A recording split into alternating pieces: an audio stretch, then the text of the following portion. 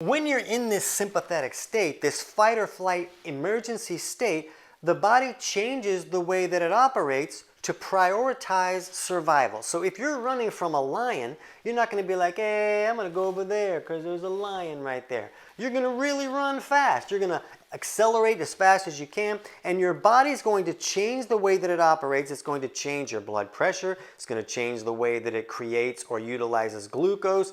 It's going to constrict your vascular system. It's going to do a lot of things to make sure that you get to survive in that 2 to 4 minute span when you're running away from that lion. So the body does this on purpose, and it's a really good idea. You want your body to do this when you're running away from a lion. It takes energy from your midsection and puts it to your extremities so you can run or you can fight off this guy that's going to eat you just a little bit. The problem is, in today's world, we're not running from a lion. We're stressed because we're stuck in traffic, or, oh man, my rent's been due for 6 months and I have $14. That's a real stress. And the stress doesn't last 2 to 4 minutes, it lasts 2 to 4 years.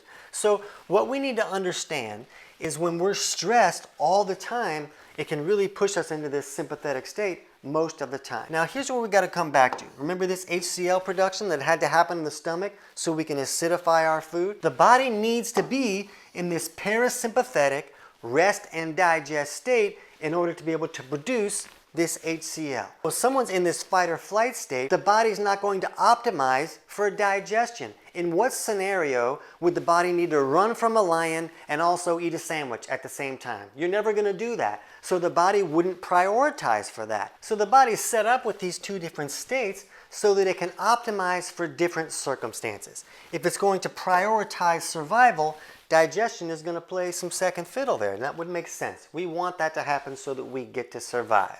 Now, let's look at the other aspect. Another problem of being in this overstressed state is that when you're stressed, the body will raise stress hormones to help the body function at a higher level. And the problem is some of these stress hormones, like estrogen is not just a female hormone like a lot of people think. Estrogen is a stress hormone. And when stress hormones go high, some of those can thicken our bile so that it won't flow correctly. And if that bile becomes too thick and sticky to flow, it won't come down and neutralize the acids that are leaving the stomach. So if this bile is too thick, that's going to reduce our ability to assimilate the nutrients that we're eating. Bile also helps us emulsify or break down our dietary fats, and it's required so that we can assimilate fat-soluble vitamins like A, E, D, K. We kind of need those so that we can function. So we need to find ways to reduce the stress in our life.